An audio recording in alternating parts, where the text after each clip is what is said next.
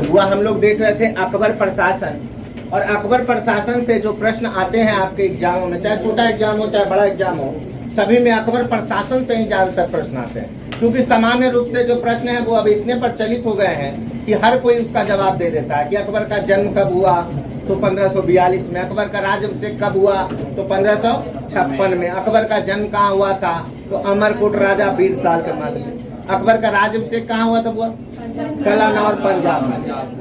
फिर अकबर के शासन व्यवस्था से जुड़ी हुई बाकी बहुत सारे प्रश्न हैं, दीने इलाही धर्म वगैरह, ये सब हमने देखा।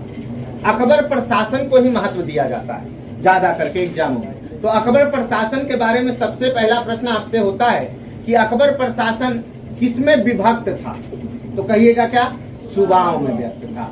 अकबर प्रशासन का जो प्रांतीय प्रशासन था यानी राज्यों का प्रशासन, उसमें सबसे बड़ा जो होता था उसे क्या कहते थे, सूबा कहते थे। और सूबा को किसमें विभक्त किया गया था, सरकार में, और सरकार को परगना में, परगना को ग्राम में। तो कई ग्राम मिलाकर क्या बनाए जाते थे, परगना, और कई परगना मिलाकर के क्या बनते थे, सरकार, और कई सरकार मिलकर के एक सूबा, और कई सूबा मिलकर के एक मुगल प्रशासन बनता था, केंद्र बनता था। ठीक है, तो बुआ केंद्रीय प्रशासन को सबसे पहले हमने देखा, यानी मुगल बादशाह का जो दरबार था उससे जो प्रश्न आते हैं। तो मुगल बादशाह के दरबार में कह लीजिए कि पूरा केंद्रीय प्रशासन का सर्वोपरि जो होता था बादशाह, खुद मुगल बादशाह होता था। तो वहां से जो प्रश्न थे हमने देखे। अब आते हुआ प्रांतीय प्रशासन में, यानी मुगलों का प्रांतीय प्रशासन से क्या क्या प्रश्न आते हैं। तो प्रांतीय प्रशासन का सबसे बड़ा भाग क्या कहलाता था, सूबा कहलाता था। आज के दृष्टिकोण से ये क्या है, राज्य, राज्य के समान है, बिहार बंगाल उड़ीसा के समान।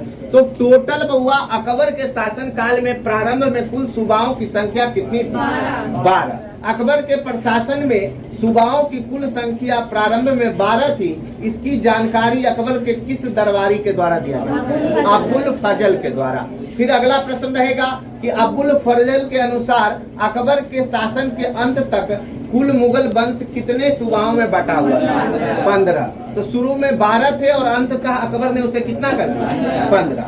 हालांकि प्रश्न आएगा कि शाहजहां के शासन काल में मुगल वंश कितने प्रांतों में था, तो 18 सूबाओं में था। सबसे ज्यादा मुगलों का विस्तार कहाँ हुआ था, तो औरंगजेब के टाइम में कितने सूबा थे, 20 सूबाओं में बटे हुए थे। ठीक है हुआ, तो हम लोग देख रहे हैं सूबा, जो आज के समान कहा जाए तो राज्य। तो प्रश्न रहेगा कि सूबा के सबसे बड़े अधिकारी को क्या कहा जाता है, सूबेदार, सिकदार, फौजदार, चौकीदार, क्या कहते थे, सूबेदार कहते थे। और सूबेदार के पद पर हमेशा राज घराने के जो उत्तराधिकारी होते थे, यानी आगे आने वाले जो मुगल बादशाह थे, उन्हें ही नियुक्त किया जाता था। कहा जाता है कि सूबेदार को ही मुगल बादशाह बनने का प्रशिक्षण केंद्र माना जाता था, कि जो भी मुगल बादशाह बनेगा वह पहले क्या पद पे जाएगा, सूबेदार बनेगा। ठीक है बुआ, तो सूबेदार की हम बात कर रहे थे। फिर प्रश्न रहेगा बुआ सूबेदारों को लेकर के कि सूबेदार जो था वो एक सामान्य अधिकारी होता था, लेकिन नगर सूबाओं में राजस्व यानी पैसा कौड़ी वसूलने के लिए कौन सा पद होता था, दीवान का पद होता था। फिर बहुआ सैन्य व्यवस्था देखने के लिए सूबाओं में कौन सा पद होता था, तो मीर बख्शी होता था। फिर बहुआ यहाँ पर एक और थे, सुरक्षा देने के लिए कौन सा पद था, कोतवाल होता था। तो ये सारी व्यवस्थाएं कहाँ की थी, सूबाओं की थी। तो सूबा से इतने प्रश्न होंगे। फिर अंत में प्रश्न ये होगा कि सूबा किसमें विभक्त था, सरकार में विभक्त था, यानी कई सरकार मिला करके एक सूबा बने थे। अब देखते हुआ सरकार क्या था। तो सरकार कहे तो आज मुगल प्रशासन के सरकार आज के समय का जिला के समान होता था, डिस्ट्रिक्ट। तो बउआ आप कह सकते हैं कि मुगल प्रशासन के जो सरकार के अधिकारी होते थे आज जिला अधिकारी के समान कहलाएंगे। तो ये सरकार के अधिकारी को क्या कहते थे, मुगल प्रशासन, फौजदार, सिकदार, तहसीलदार, क्या कहते थे, फौजदार कहते थे बुआ। ठीक है, सूबेदार सूबा वाले को और सरकार वाले को फौजदार कहते थे। फिर बहुआ प्रश्न रहेगा कि यह मूल रूप से क्या होते थे, तो सैन्य अधिकारी होते थे। फौजदार जो होते थे उनको पूरा का पूरा प्रशासनिक जिम्मा दिया गया रहता था। फिर बहुआ कई इसकी नियुक्ति कौन करता था, सरकार की नियुक्ति कौन करता था, सरकार के जो अधिकारी फौजदार होते थे उसकी नियुक्ति कौन करता था, बादशाह करते थे। जैसे आज डीएम जो है जिला का अधिकारी होता है, लेकिन उसकी नियुक्ति किसके माध्यम से होता है, राष्ट्रपति के माध्यम से, केंद्र के माध्यम से। सेम उसी प्रकार से हुआ। फिर रहेगा सरकार को किसमें बांटा गया था? परगना में। कई परगना मिलकर के एक सरकार बनते थे। तो हुआ परगना आज के दृष्टिकोण से क्या कहलाएगा? प्रखंड कहलाएगा। और परगना के सबसे बड़े अधिकारी को मुगल वंश में क्या कहा जाता था? सिकदार कहा जाता था। सिकदार कहते थे हुआ। फिर बहुआ परगना जो है वो कई प्रांतों में बटा हुआ था, जिसको ग्राम कहते थे। परगना को किसमें विभक्त किया गया था? ग्राम। तो ग्राम के जो मुख्य अधिकारी होते थे उसको क्या कहते थे? खूत कहते थे, मुकदम कहते थे या चौधरी कहते थे। तो गांव के मुख्य अधिकारी को क्या कहते थे? चौधरी। और बहुआ गांव में जो राजस्व वसूलना है, पैसा वसूलने के लिए मुगल प्रशासन में एक पद बनाया गया था, जिसे क्या कहते थे? पटवारी कहते थे। फिर प्रश्न आएगा कि बड़े गांव को क्या कहते हैं? तो डीह कहते हैं, जैसे आपका सोहडीह हो गया, ठीक है बुआ। और छोटे गांव को क्या कहा जाता था?